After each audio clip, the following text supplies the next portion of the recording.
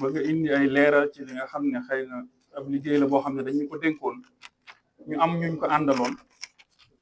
mu tolloon ci juróom-benni nit. laata ngay seetaan vidéo bi dangay bës fii abonné ngir mën a jot yeneen vidéo yi abonné ngir mën a jot yeneen vidéo yi. muy Cheikh Dieng, Baba Dia, Oumy Gueye, Serigne Sambou ak Bada Gueye. ñooñu ñoo nekkoon bureau bi.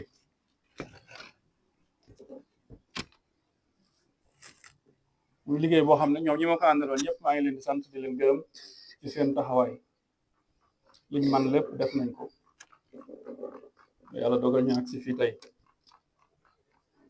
maam ay leeral la ñu ma bëgg a tàmbalee waxtaan wi pour mën a gindi lenn ci nit ñi loo xam ne amaana xëy na lënt na ci ñoom. dinaay faral di dégg ñu ne dañoo yore ndox mi leeraluñ loolu demewut noonu xëy na sëñ Cheikh dana ci mën a indi loolu lan moo ko waral.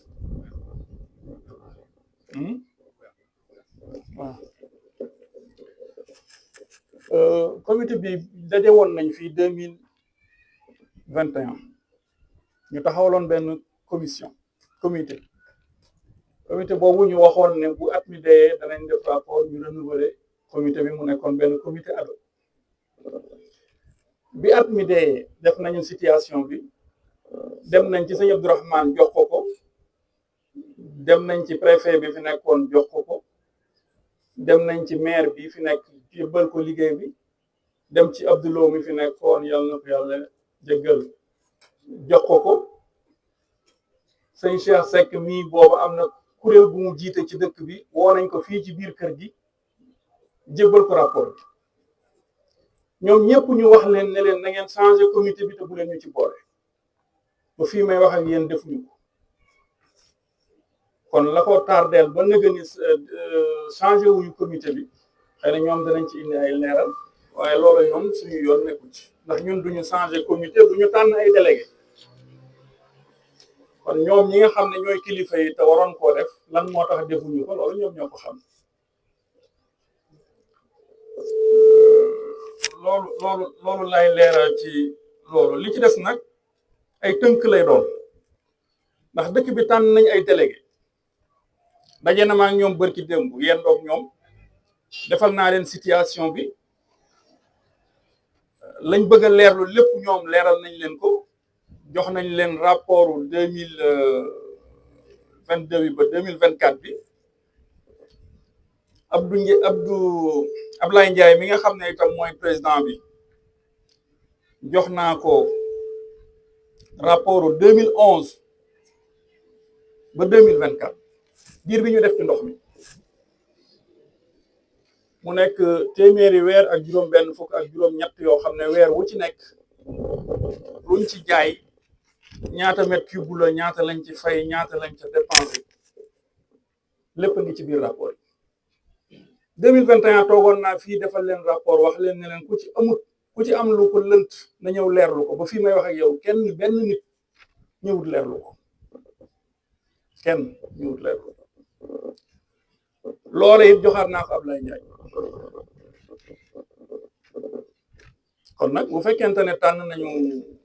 ay nit formé nañu bureau daje nañoo ak ñoom leeral nañ leen rapport yi détails yëpp jox nañ leen ko ñoom danañ ci liggéey maa ngi leen di déglu lu mu ci bëgg a xam su ma contacté dana leer ci boppam waaye mennu Ablaye Ndiaye képp nag laa ciy waxal du ma ci wax ak keneen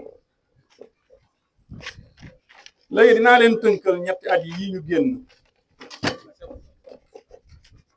nan la situation bi demee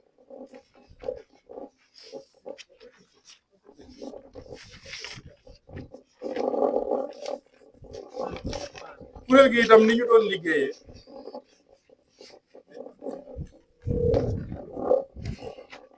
mooy su fekkente ne ngom mi ngi pompé di distribuer saa bu weer dee dina ñiy relever dinañu dem relever ji bu ñu paree bloc yi ñu yor yëpp dinañ dem jox ko Baba Dia mu enregistré ko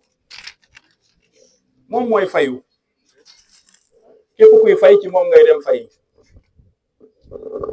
su ci baaba jotee ba pare nag sax ajjuma bu jot Oumy Gueye dina ñëw ci moom defal ko décharge la fa ne ci xaalis baaba jox ko mu dem yot ko Cheikh Dieng defal ko décharge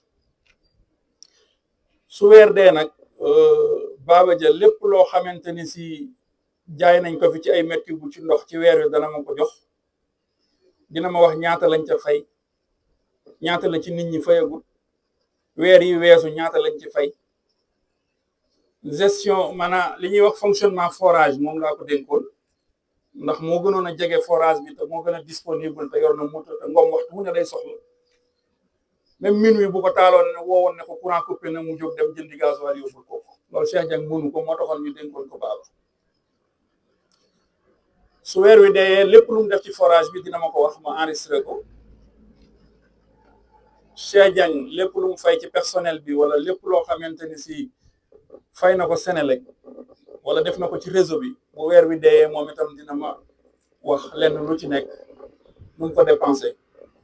ci lay doog a mën a def nag man sama rapport ci fin de mois bi noonu lañ doon liggéeyee groupe la du sëñ loo loolu ñu bàyyi ko xel man ay chiffres lay jot chaque fin de mois léegi nag dinaa leen tënkal ñetti weer yi waaye nag détail yëpp bureau bu bees bi am na ko ñoom liñ ci war a càmbar danañ ko càmbar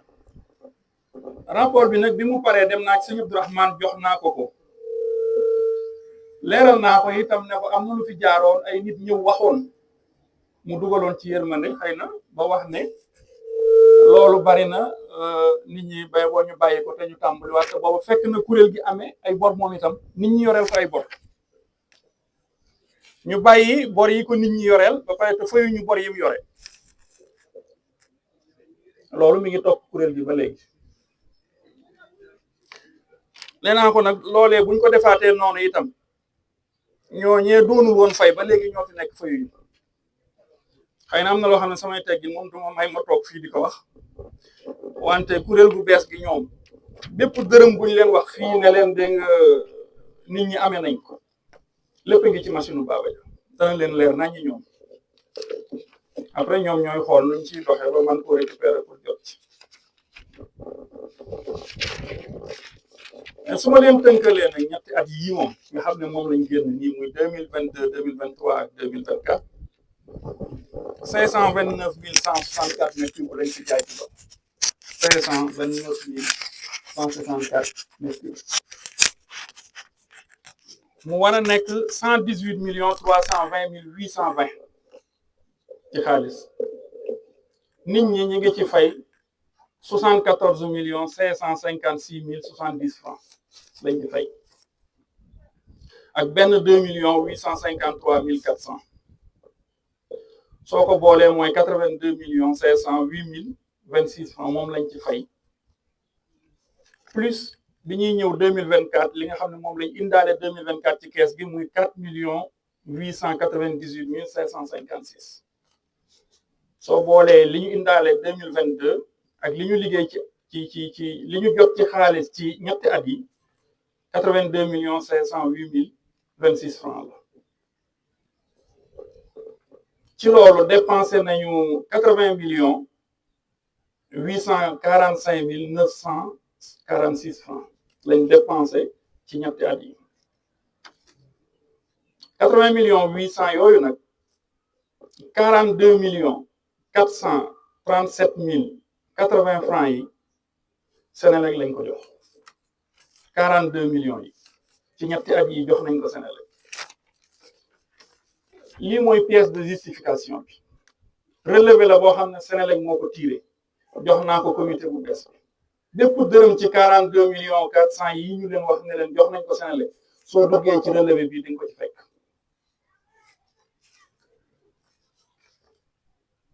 loolu fonctionnement forage nag du kii du Senelec rek gasoil ci la bokk ndax forage bi ñaari énergie moo koy doxal muy Senelec ak groupe bi gasoil moo koy doxal ak mboolem paan yi nga xam ne mi ngi am ci forage bi ci ñetti at yi 7 626 francs lañ dépensé ci lépp luy gasoil ak paan yiñ fi am ci ñetti at yi ak pompe bi nga xam ne changé nañ ko ci forage bi muy benn pompe 13 kilos moo fi nekkoon changé nañ ko def ko pompe 15 kilos pompe bi itam mi ngi jar 2,9 millions ci kees gi 2 millions lañ ci jël jënd pompe bi ci nekkoon comme dañ ko doon réformer mais paanul woon biñ ko génnee moom lañ jaay 1 million pour compléter ci pompe bees kon comité bi maanaam xaalisu comité bi 2 millions lañ ci jël jaay pompe bu bi biñ génne woon complété ci pompe bu bees bi léegi soo jëlee entretien et réparation loolu mooy tiwo yi bënn ci mbedd mi ak ci àll bi ci ñetti at yi 4,405,445 francs lañ ci dépensé moom it rapport yi détaillé weer wu ne lan lañ ci dépensé ba mat ñetti at yooyu rapport yëpp mi ngi ak Ablaye Ndiaye ci biir rapport bi su fekkente ne da ngaa dem fonction entretien et réparation gis fa 100,000 francs nga bëgg a xam 100,000 yooyu nu mu demee boo demee ci Cheikh Dieng dina la wax ne la tiwo 110 lañ ci jënd tiwo 63 benn protocole nangam ba mu leer loolu Cheikh Dieng moo ko géré salaire yi ñi nga xam ne ñooy liggéey ci kuréel gi par mois ñun li ñuy fay ci salaire 430,000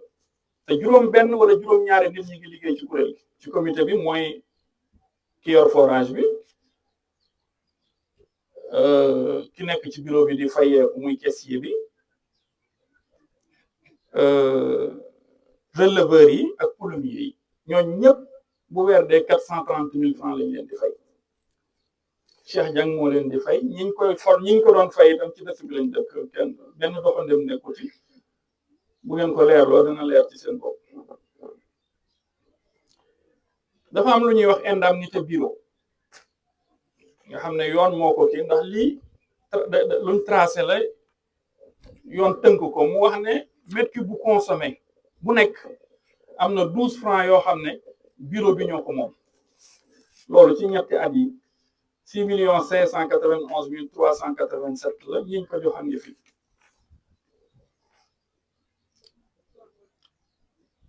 léegi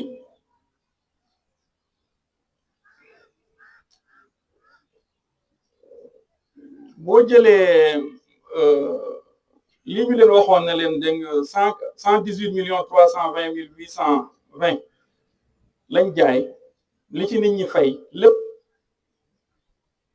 74,756,70 francs yi ak 2,853,400 yi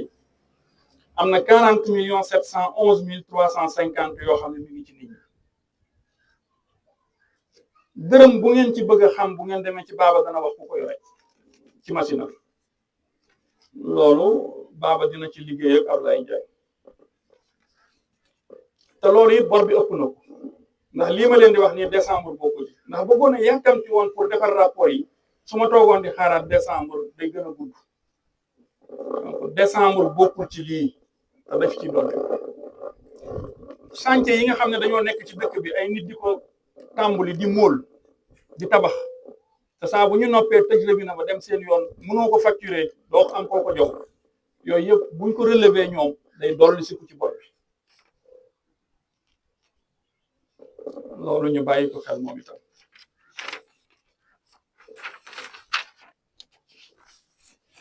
loolu mooy situation bi ci ñetti at yi Senelec facturé nañ ñu 64,629,090 64,629,900 Senelec facturé nañ ñu ko ci ñetti at yi jox nañ leen 42,437,800 ci ñetti at yi rek laa xam ne waxuma bor biñ fi fekkoon nga xam ne loola dafa mel ne dañoo bàyyi borom nit ñi te fayuñu boru kuréel bi 64 millions boo ci dugalee 42 millions Senelec ci ñetti at yi deseel nañ leen 22,100,000 56 820 ci ñetti at yi. li nit ñi amee ci bor ci ñetti at yi suñ ko fayoon mooy 40 millions 700 yii ak mois de décembre, même bu ci mois de décembre bokkul dinañ fay Senelec ba pare dese ci kees gi 18 millions 554 mille 530 yoo xam ne dana mën a dugg ci arrière yi ñu fi fekkoon mu njëkk. loolu mooy liggéey bi.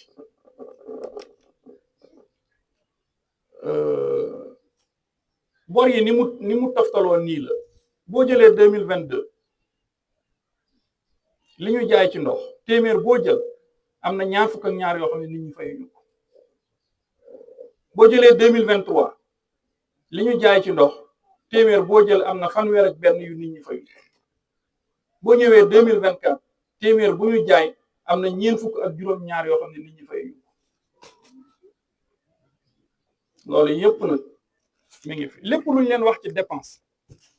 pièce bu ko justifié mi ngi fi. li ñu leen wax ci bor yi dërëm bu ci nekk dina leen leer incha allah.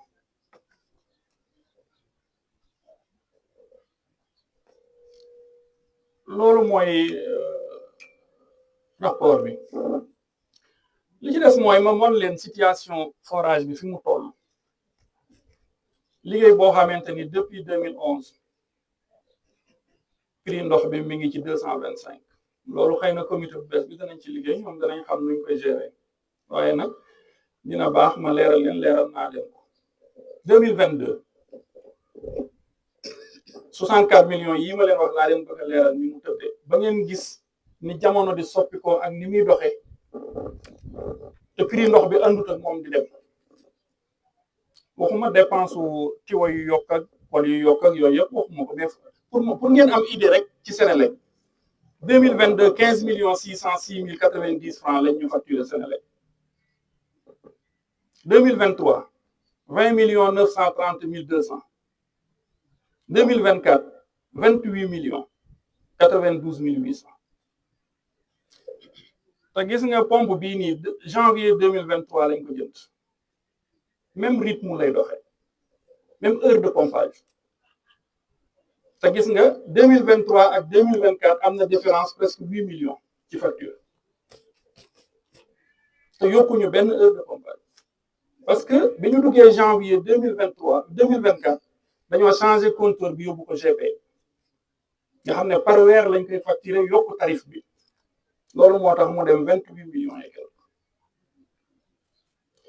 ñun bi ñu xoolee charge comité bi ci 2024 dépenses yi salaires yi entretien yi Senelec lépp bi ñu ko xoolee ñu totaliser ko ci ñun lan lañ dépensé ci lan lañu mooy suñu frais ci année bi ñu diviser ko nombre de mètres cubes bu consommé ci année bi mi ngi ñu taxaw 219 francs par mètre cube ñuy jaayee 225. nga xam ne 6 francs la ñuy am bénéfice par mètre cube kooku bu kenn fayul rek nga dugg ci biir. loolu nag liggéey la boo xam ne comité bu bees bi ñoom war nañ ci def jàngat. réseau bi bari na problème branchement yi nga xam ne jarul ci yoon bari na problème loolu yëpp tam ab liggéey. ñi ngi wax ndoxu Sadio bi wax naa leen ne leen bu leen jéem a satisfaire nit ñi mukk ba dugg ci ndax bu ngeen ci duggee danañ ko coupé loolu lu ma leer la moom ndax ñoom duñu am perte sur le réseau li jaar ci seen compteur dana ko natt mu dugg ci biir dëkk bi comité bi war a dem relevé ji ñu jaay leen junniy mètre bu ñoom buñ relevé juróom-ñaar téeméer la ñuy gis mënul dem ndax pompe forage bi ci boppam rek am na perte sur le réseau fi ne nii 30 ba 35%. téeméer bu mu pompé boo demee di facturer ji juróom-ñaar fukk yi ngay gis wala juróom-benn fukk ak juróom la ca des doo xam fu mu jaar. loolu yëpp laaj na saytuwaat ko xool ko bala ñuy tijji ndoxu Sadio bi ndox mi manqué na forage bi moo attanatul dëkk bi te day gën di manqué buñ ci jógul bi ma ko séenee muy ñëw waxtaan naa ci ak Serigne Abdou Fatah ne ko ndox mi day débit bi mi ngi wàcc looloo taxoon mu demandé forage bi ñu ko joxoon ñu samp ko kër baaba la taxoon ñu sampoon ko fa mooy booba kër baaba ak Sandatou ak Irada ak Njolofeen tay fa leen yoroon ñu ne buñ ko tegee foofu nduni dana mën a am ndox te ci lañ bokk ñu dindi Irada dindi Sandatou dindi Njolofeen dindi kër baaba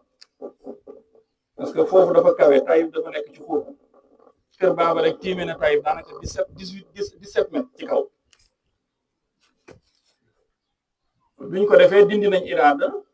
dindi nañ Sandatou non dindi nañ Irada dindi kër baaba mais Sandatou dañ fa am gàllankoor ba tax diñu bi Tuubaa ngay pare dindi nañ Danki Narga Tànne Makassar te yooyu yëpp forage bi leen yoroon forage bi fi ne nii mi ngi tàkk 23 heures de temps par 24 heures 13 heures 14 heures képp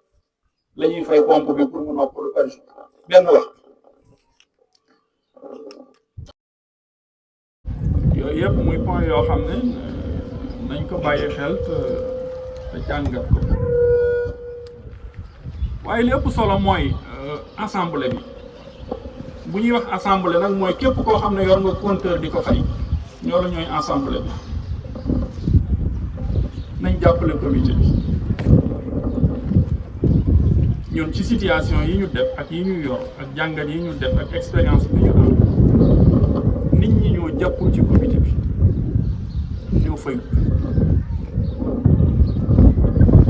comité bi personnel bi mu laaj pour liggéey bu ko defee mënul dem kaw nit ñi ñoo ci mën a jàpp ci di leen wàññil charge yi mooy di fay à temps ñi nga xam ne am nañ ay branchement yoo xam ne jarul ci compteur ñu jàpp ci yàlla dindi ko ren jii rek ba dëggee liggéey na ci liggéey bu am solo dindi na ci yu bare bari ay salle de bain yoo xam ne jarul ci compteur ñooñu tegewut ci yoon def na ko am na lu ñu ci yoon sant itam waaye mënuñu ko te teewul lu ne dégg na ko ci nag lu ne wax nañ ko ci te ci liggéeyam rek la nekkoon kon daal yooyu mooy kii bi dëgg-dëgg ci kii bi li ci des ay détails la yoo xam ne comité bi ngeen tànn ñoom détails yëpp am nañ ko danañ ci liggéey at mii ñu jëm bu ñuy teewaat ak yéen fii ñoom rapport yi ñu leen joxoon lañu ca liggéey lañu ca gis lañ ca jot la ca des loolu moom danañ leen ko leeral li ma leen wax nag moo ci nekk détails yi ma leen wax ci dépense yëpp lu ngeen di soxla rek pièces yi koy justifier moom mi ngi fiy tege loolu daal mooy li ci kii yoon li ci des nag moom lu ñuy leeral la ndox mi Sëñ Abdou Fatah moo ma ci dugaloon ci ndigal ba lu mu waxtaane woon ak man itam ndax bu ko waxtaane woon ak man du ma ci dugg xam naa it lam ca jublu xam naa ko may itam ndax boobu umpante wuñ amoon naa ay yéene amoon ay mébét dugal gi ci ndox gi yitteelu ko woon tënk ma moo ko yitteeloon ndax boobu am naa ay projet ñu ngi ciy waxtaan wut naa sama visa États-Unis 2009 ba am ko bu 10 ans bëgg a dem Amérique liggéey dugal gi ma dugal ci ndox mi bañoon ma génn dëkk bi moo tax mu def ko waaye du woon sax ndox mi ñu ngi koy sant moom nag laa mas a jël rek teg sama kanam nag di ko bàyyi xel ndax moom képp moo ma ci dugaloon keneen dugalu ma ci détails yi nag bari na mais aw ma ci soxla parce que man moom weesu naa foofu waaye xam naa ni Sëñ Fatah mi ma ci dugaloon moom bu ma dajee moom du ma yedd loolu leer na ma kon li ci des moom intéressé wu ma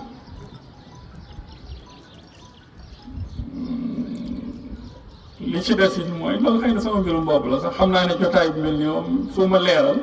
ndax yaakaaruma ne dana amati waaye man maa ngi sant yàlla si Mohamed yàlla na ma dimbali na ma du ma toppante ci dara itam ndax daf ma waxoon ne ma sëriñ nit du caagante ne lu mu mën a faj ko del muñ. dëgg la. boobaag léegi damaa jàpp ne ku ma joteel maa la tooñ kon nag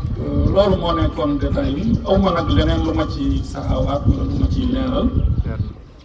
ñoom bu ñu toogaatee yéen fii décembre danañ leen leeral liggéey bii ñu leen jébbal lan lañ ci gis su boobaa ñoom dinañ défendre rapport bi li ci des mooy comme Ablaye bi man ni ma ko waxee itam fukki at ak benn ya jiitu woon itam lépp a ngi ci loxo lu mu ci bëgg a xam itam dana leer ci moom na ma yore woon 2011 noonu laa yore 2024 soppi ku mu ma ci parce que dara jubali wu ci